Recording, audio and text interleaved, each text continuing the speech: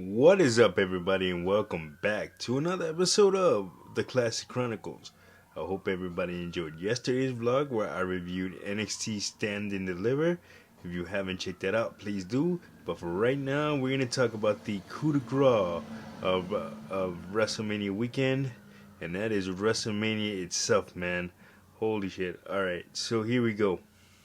Um, night one. Night one, Becky G kicked it off by singing America the Beautiful. Great artist, and great rendition of America the Beautiful, so shout out to her. But, yeah, as for the action, the WrestleMania pay-per-view kicked off with John Cena taking on Austin Theory for the United States Championship. Uh, Here's a little fun fact. John Cena kicked off WrestleMania in 2004, WrestleMania 20 in Madison Square Garden, and he won the United States Championship by dethroning the Big Show on that night. And he looked to do the same here against Austin Theory, but it was not to be, man. Austin Theory got the win with the A-Town Down, his signature move. And John Cena's entrance was special because he incorporated the Make a Wish kids into it, and John Cena is the highest athlete to grant wishes. He's got over 600 wishes from the for the Make a Wish Foundation. So huge shout out to him. Love John. I met him. I myself have met him a couple of times, and he's the nicest guy on the planet. Not a bad word is said about him that I know of. So yeah, but congratulations to Austin Theory for retaining his United States Championship over one of the all-time greats. Next up was the men's WrestleMania Showcase match. You had the Viking Raiders, the Street Profits, and Alpha Academy. Otis and Chad Gable, Alpha Academy, and then you had Braun Strowman and Ricochet, and the Street Profits were able to outlast those three other teams and pick up the victory. Montez Ford is a star. I've said it before and I'll say it again. I hope to see him make a huge singles run one day. No disrespect to Angelo Dawkins, but Montez Ford definitely needs a singles run. Next up was Seth freaking Rollins taking on Logan Paul. Logan Paul kind of recreated the Shawn Michaels entrance from WrestleMania 12, where he swung over SoFi Stadium and just got a huge look at that massive crowd. And Seth Rollins, came out with a choir, and came up with an extravagant outfit on, red, pink and red outfit, really cool. And these two had a great match. And Seth Rollins was able to put Logan Paul away. It'll be interesting to see what happens with Logan Paul if he resigns with the WWE or not, considering his contract was up at WrestleMania, so he only signed a 1-year deal. Like I said, it'll be interesting to see what happens with Logan Paul. But congrats to Seth Rollins for doing his thing and being able to put Logan Paul away. Next up was a 6-woman tag team match. Lita, Trish Stratus, and Becky Lynch. Lita and Becky Lynch are the women's tag team championships in the tag team champions in WWE. My God, and they teamed up with Trish Stratus to take on Damage Control, which consists of Bayley, Io Shirai, and Dakota Kai. Huge great back and forth match between these ladies. Little fun fact about Lita: this was her first match at WrestleMania. In let's see, let me do a little quick math here. In 21 years. So the last time she competed was 20 Yeah, 22 years, I should say. So the last time she competed was WrestleMania 18 in 2002. She was on the losing effort in that match on that particular night where she competed in a six-pack challenge won by her tag team partner on this night, Trish Stratus, for the then women's championship. But on this night she was on the winning end as Becky Lynch and Lita were able to, and Becky Lynch and Trish Stratus, I should say, were able to dethrone Damage Control. Uh, what do you call it? And next up you had a very very personal matchup between Rey and Dominic Mysterio, father and son. This was the second time father and son went head to head at WrestleMania. Of course, the first time was Shane McMahon versus Vince McMahon all the way back in 2001 in a no holds barred match. This was not a no holds barred match, but yeah, man, lots of it was very entertaining. The Dominic Mysterio came out in a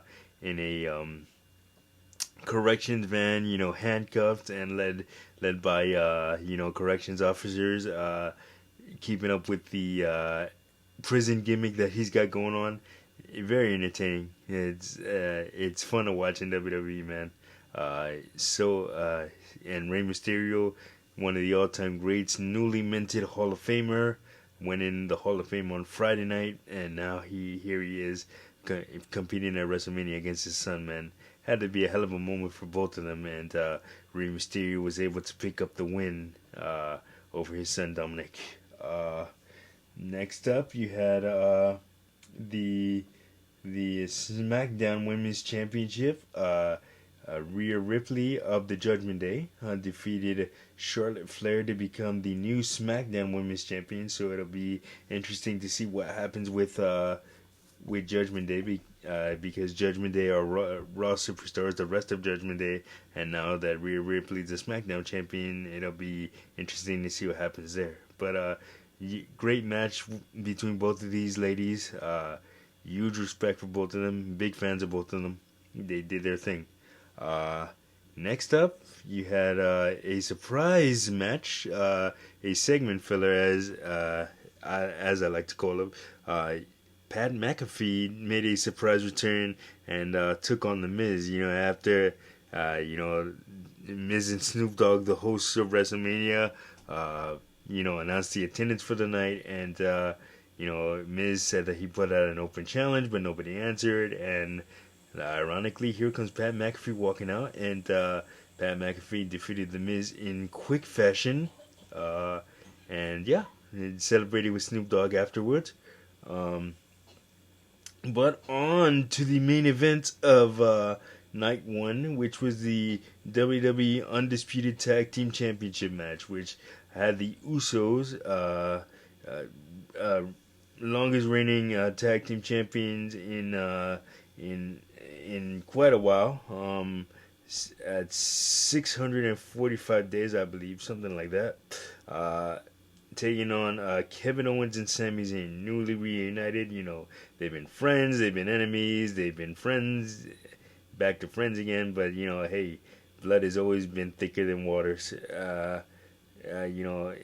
Even though they're not blood related, they still have a very very strong bond from their days on the indies, from PWG to and all the way to the journey from WWE to PWG to Ring of Honor, now in WWE, man. And it was cool to see them team up again and to see this whole storyline with the Usos play out over a very very long period of time.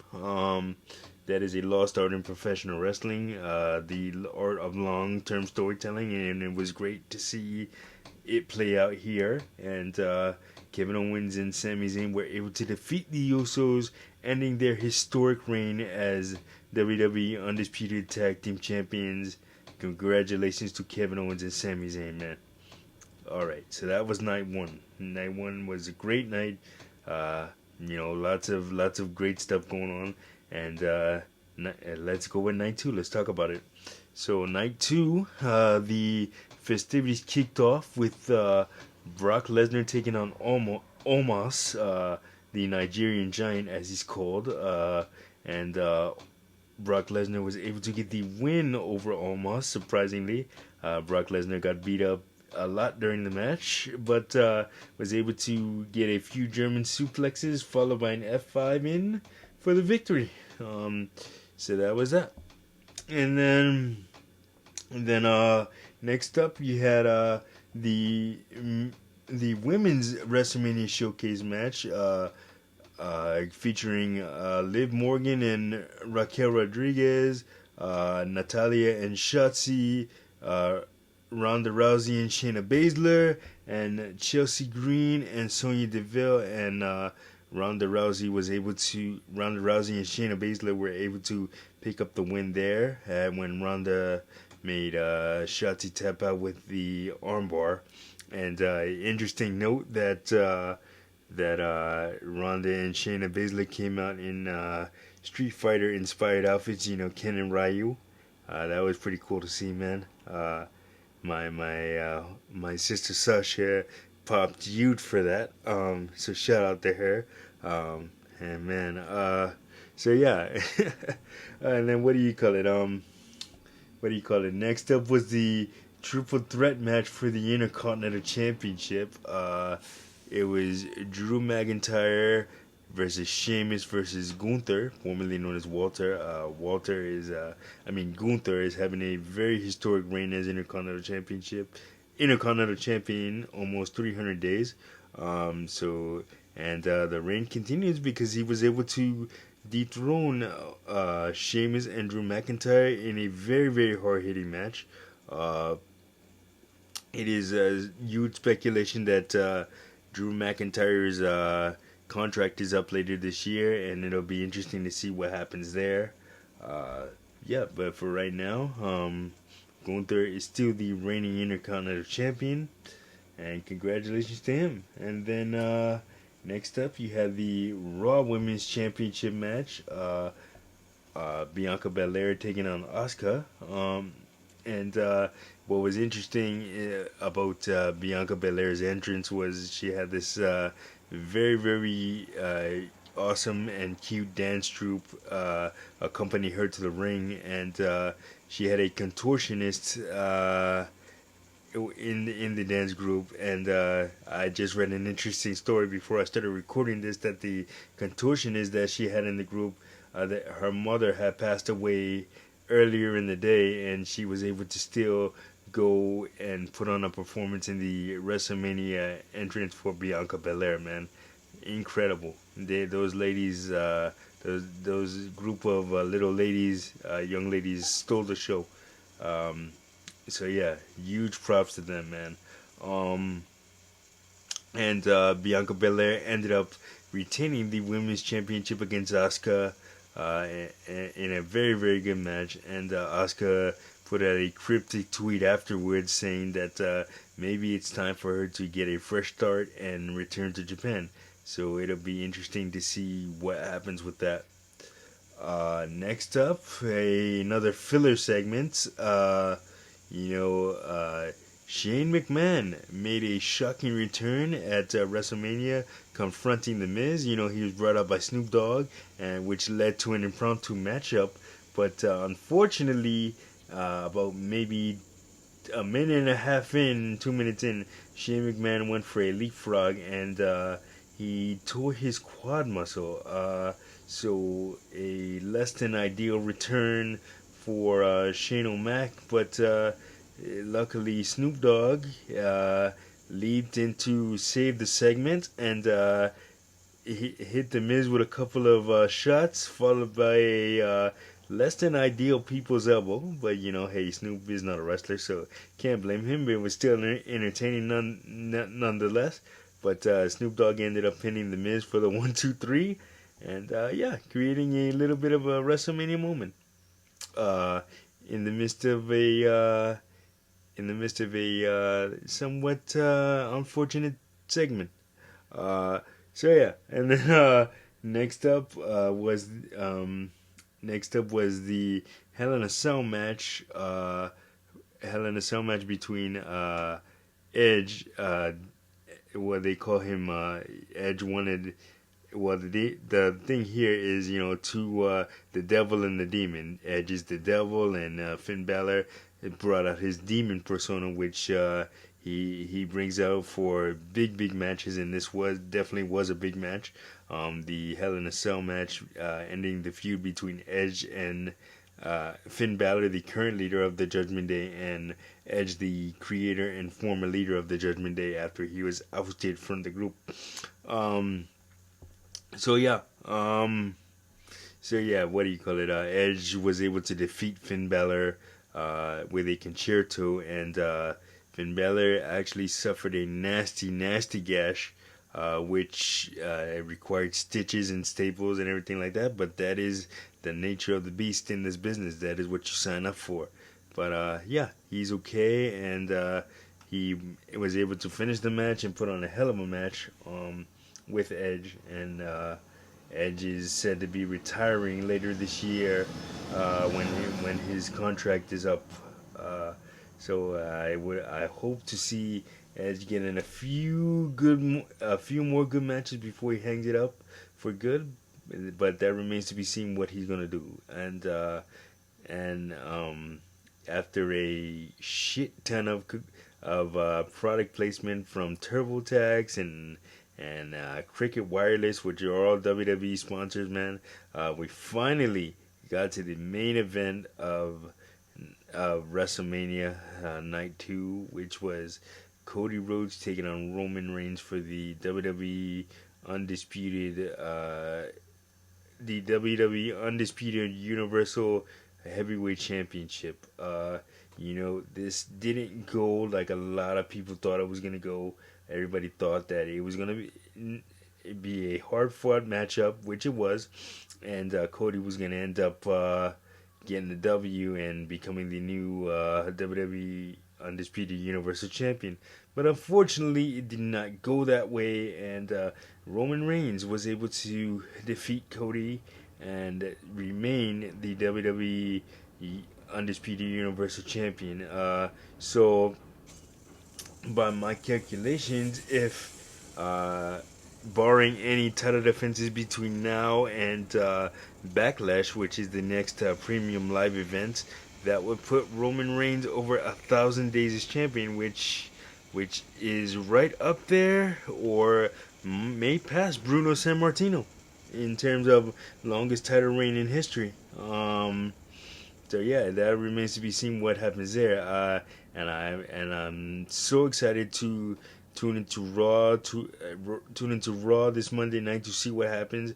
The Raw after WrestleMania is always wild and always unexpected and full of surprises. So be interesting to see what happens there. But man, WrestleMania this year delivered. It was tough to get excited about WrestleMania in past years, but this year, I delivered. I enjoyed it. I enjoyed both nights. Both nights were great. Night 1 was better than night 2, but night 2 had its moments also. But yeah, all in all, it was a great WrestleMania, and like I said, I can't wait to see what happens on the Raw after WrestleMania. But yeah, that is gonna do it for this episode of the Classic Chronicles. Like, subscribe, share. Don't forget to hit that notification button so you don't miss a video. And I will see you guys in the next one. Peace.